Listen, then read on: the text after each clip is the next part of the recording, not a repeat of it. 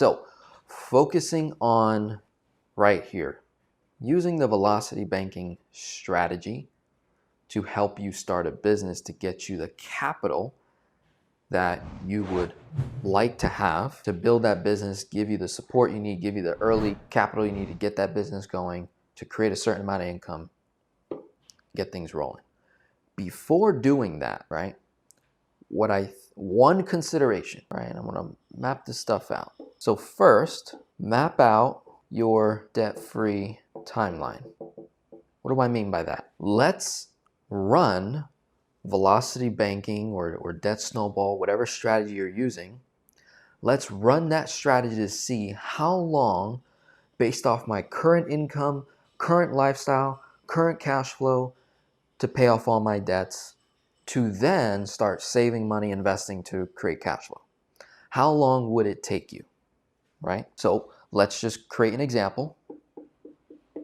Let's say doing velocity banking will take you 6 years to be completely debt-free. And let's say the total cash flow gain would be $4,500 guaranteed, right?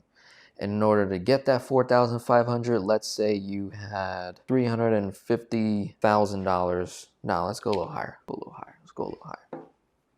Let's do 450,000. Okay. So in this example here, we're making a certain dollar amount. We have a certain lifestyle. We have a $450,000 debt. We have a potential cash flow guaranteed of $4,500 that could be recovered in 6 years or less. So let's say you did that. So now you have a timeline. Okay, if I stay here and I'm 40 years old, by 46, I can guarantee myself I'll be debt-free based on the income that I'm making right now, expenses that I have, cash flow, right? And I'll have an extra $4,500 a month guaranteed in more cash flow that could be used to help me save money, invest, to then create cash flow, to then create financial freedom. Or I'm going to now start a business. But in order to start this business, I need some capital. I need some working capital to get going. What are my options to build this working capital? Let's say that before getting out of debt completely, we're dealing with a cash flow of $1,500, okay? So one way is to just simply save the money, $1,500 a month, until you've acquired enough capital to start your business. Let's say Charles wants to start a financial coaching practice. So I'm going to use Charles in my example here. I'm going to use David Charles, right? Here's his comment. He says, I'm a financial person. I want to learn how to do this. So there's an education learning curve. He wants to help people do it as well, right? So he wants to help people with the concept and do it himself, right? So I'm going to shamelessly plug myself in here. And let's say in his education and learning process, he wants to hire Denzel to be his financial and business coach, right? So there's a expense for that, to hire accountability partner, a coach, a mentor, right? You're gonna hire someone to help you start your business, okay? So there's that expense. Then there's the expense of starting a business, LLC, operating documents, EIN, opening the bank account, having a certain dollar amount to put in there. Then there's maybe some equipment that we need to buy and some marketing that we need to spend money on, okay? And I will wildly overestimate the startup costs, right? I'm just gonna wildly overestimate on purpose, but just know, in context here, this could be done for way less money, right? So let's map that out. Let's say he hires a coach. So he hires myself and he pays me $4,000 for one-to-one, right? And I'm gonna coach him throughout the entirety of his business until he reaches financial success according to what we discussed. That may take 6 years, may take 3, longer. In that process, we become friends. He just pays me that one time, right? So that's one expense. And let's just call it startup costs for biz. And that's just getting all the LLC documents and, you know, all the fees, all the third-party fees that incur. Again, could be done cheaper, right? Overestimating here. Let's call it $1,500. That's like the most I've seen it done. That's when you like hire a whole like CPA lawyer team to kind of get this all set up. But obviously with technology nowadays and these online platforms, could be done for like say $200 to $400, and then you're spending another maybe $400 or $500 in third-party fees from the state. And depending on what state you're in, those fees could be, you know, quite high. But again, totally overestimated. Bear with me. Then we've got, say, equipment. Wants to be a financial person. Let's put a title on him.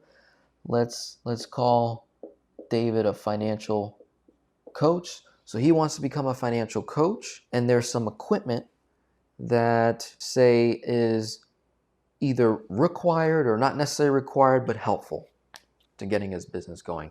That could be a certification if he wants. That could be a camera, microphones, lighting, because in order for him to market his financial coaching practice, he wants to get on social media and he wants to do exactly what Denzel's doing, right? He wants to do what Christy Van is doing. He wants to do what Connor J. Wallace is doing.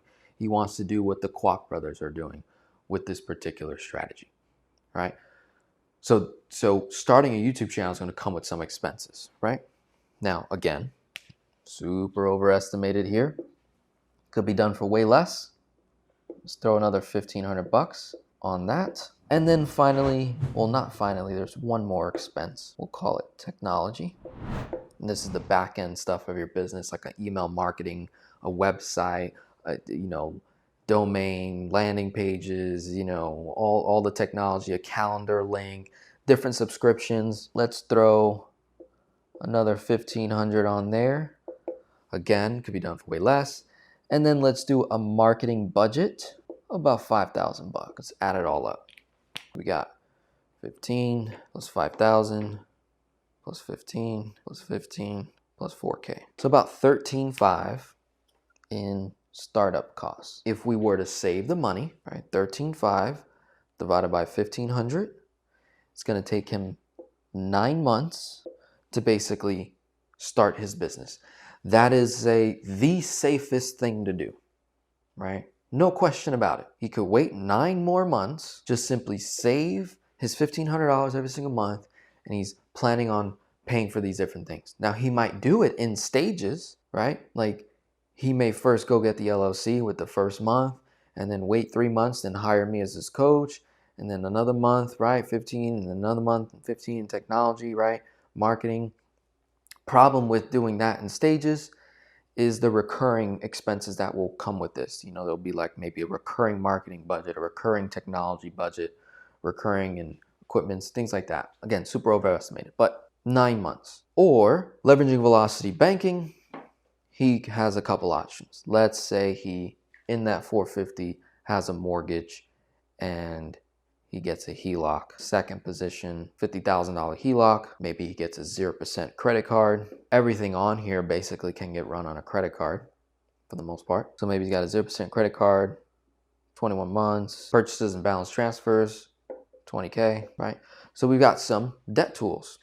The cheapest way would definitely be a 0% credit card. It takes care of all these fees, all these startup costs, doesn't pay a dime in interest, and saves him 9 months.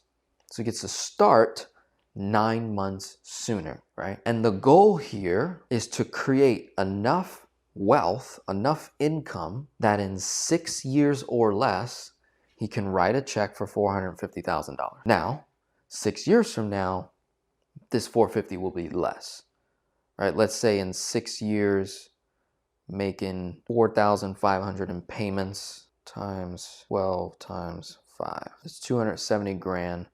And let's take half off the top for interest, 135K. So let's say 450 minus 135. Let's just say 6 years from now, he owes 315 grand in debt. So basically what we want is the ability, by starting this financial coaching practice in his business, that in 6 years or less, we need to be able to write a check for 315 grand. Ideally, because we want this to beat this. What you don't want is you start a business with high expectations, you fail, you mess up, you put yourself into more debt because now what? You're leveraging debt, right? You got to factor that in now, right? There's more risk factors here, right? And if we didn't do our homework in terms of mapping out our debt-free timeline and considering both options, we can put ourselves in a really bad position. And this is often what a lot of us do. A lot of us watching right here, right now, you've done things like hire a guru. You spent $30,000, $50,000, $25,000. The most I've had a client spend on a guru was 50 grand. That's what I know so far. But you guys spend all this money with the hope, right, that you're going to create the income that you want, and that'll be able to wipe out all this debt. And then when that doesn't happen, now you're in $50,000 more of debt on top of the debt that you have. And now you got to incorporate that into the strategy. And it just creates an added amount of stress, increases your timeline getting out of debt, and just becomes a problem overall. Okay. Again, I will get to your questions. I didn't see any initially, so I'm going into the case study and then I'm gonna come back. Right. I'll go to Missy and I'm gonna address your questions. So hang in there. So we have our parameters here. Map out your debt-free timeline. In this example, we have 6 years or less. $450,000 of debt. There's $4,500 of guaranteed cash flow.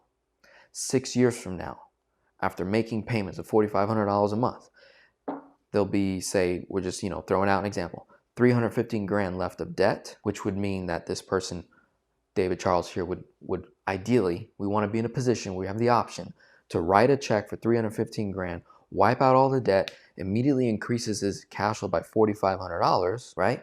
And that's more cash flow for his business, right? And let's say David Charles, like everyone else, has a 9-to-5, right?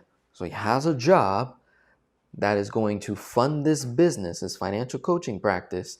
And the idea is to be able to replace that job where he has enough income coming in to basically replace the 9-to-5 and maintain the same amount of cash flow. That's another parameter here. So we would leave the job after business produces equal or more income. That would be the safest way to exit your 9-to-5. Another parameter.